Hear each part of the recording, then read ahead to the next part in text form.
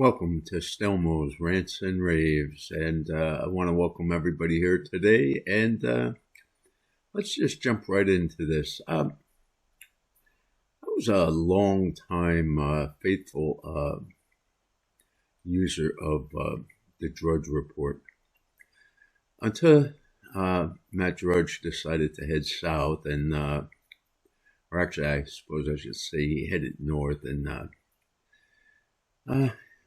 as far as I was concerned, he ruined his news site. So I, subsequent to that, I found the libertydaily.com. And it's like Drudge, it's a news aggregator site. And for the most part, I enjoy it. But today I have a little problem with an article I'm reading there. Now, this article comes from something called AG News, and this particular article was written by their staff. Nobody wanted to put their name to it. Here's the headline. It said, "Declining birth rates, immigration drive, enrollment crisis in U.S. public schools." Well, once I read the headline, I immediately say to myself, well, this is some more leftist lunacy, because the insinuation in that headline is the fact that the immigration is removing people from the country. It's removing people from the schools, and somehow that's a bad thing. But I disagree. But anyway, let me go here, and in the article, they say that, here we go. It's and I'm quote here, "Experts say the primary driver behind the long-term decline is the nation's falling birth rate, which has dropped sharply since its peak in 2007. Now, I challenge that fact. I don't think, I think the peak birth rate was much further behind than 2007. And there was years and years ago, I used to see a chart, and the chart had the specific year when, in the baby boom generation, which I belong to, there was a year where, moving forward, more people would be retiring from the workforce than there were people entering the workforce. Now, all of those numbers seem to have disappeared from the internet.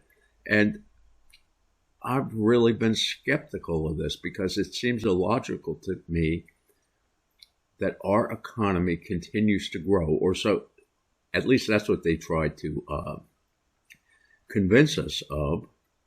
And I don't see that. You know, I think the birth rate has is significantly lower. In fact, I think it's not even at the level to replicate our current population. So if you take immigration out of the picture, the population of this country should be declining every year, and the number of jobs available should be going down every year. And somehow I think we're not being told the truth here, and that's sad. You know, in this article, they actually want you to believe that somehow having less students in the school is bad. Well, they're just never going to convince me of that. I know that one of the points they're alleging is, well, with less students, it costs more per student for the overhead of the schools. And I said, well, that's a simple solution. Just start closing some schools. But bureaucrats always are looking to spend more money, not less money.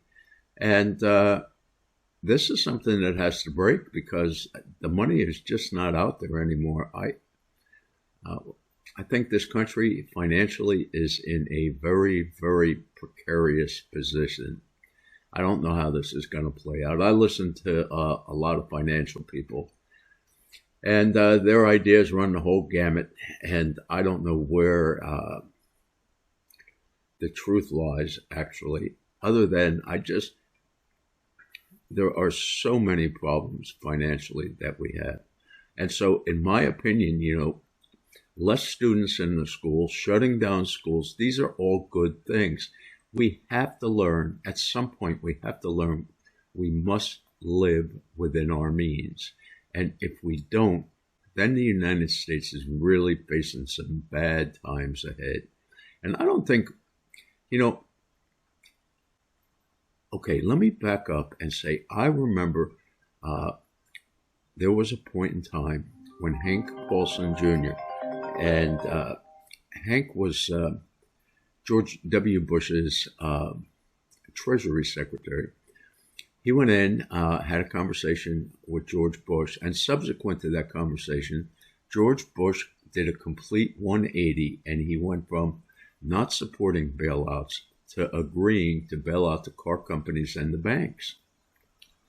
And the story goes that Paulson told Bush that if he didn't bail them out, the economic system would collapse and it would be pandemonium at best. And so that's what caused George Bush to do the bailout. And of course, they were supposed to do some improvements to the system to prevent something like this from ever happening again.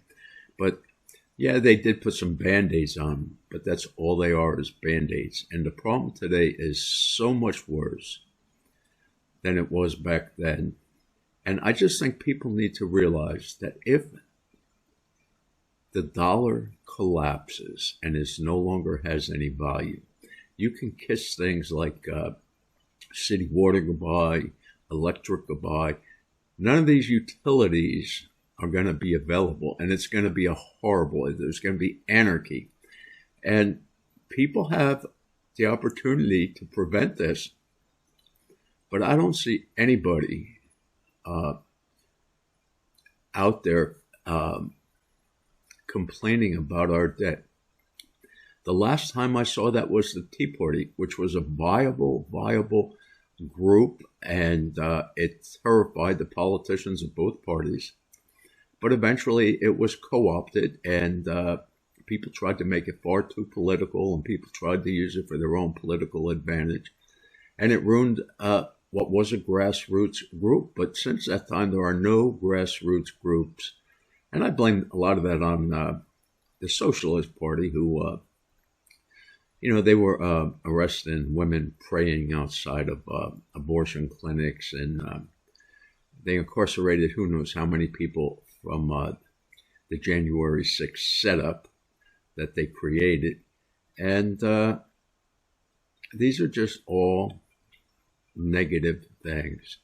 And so I'm a little disappointed again with the Liberty Daily for running this article, because it is definitely a leftist article, and they're talking, all the people, they're going to Georgetown University and the New York Times. These are not the proper groups of people or whatever to use to cite their work. And so I'm glad that school enrollments are going down. Hopefully we can start closing schools. Hopefully we can save some money, because if we don't save some money soon, then we're going to be facing economic collapse. And it may already be too late. That's what I believe. I just believe we built such a house of cards with our financial system. And all bureaucrats know is how to spend money, steal money. I was reading today, 186 billion is what they're estimating went to fraud in 2025. That's almost 20% of $1 trillion. We just can't be. Everyone out there just thinks that we got this unlimited pocketbook and there's no limit to the dollars in it. And there are limits. And I see a lot of problems on the future. I hope I'm wrong. And if anyone has any ideas on this, I would love to hear what you have to say. Please feel free to leave a note down below. And if you have any questions, I'll be more than happy to try to answer them all. And with that, you all have a great day. Stay safe. It is definitely is a crazy world out there and gets crazier by the day. Bye-bye.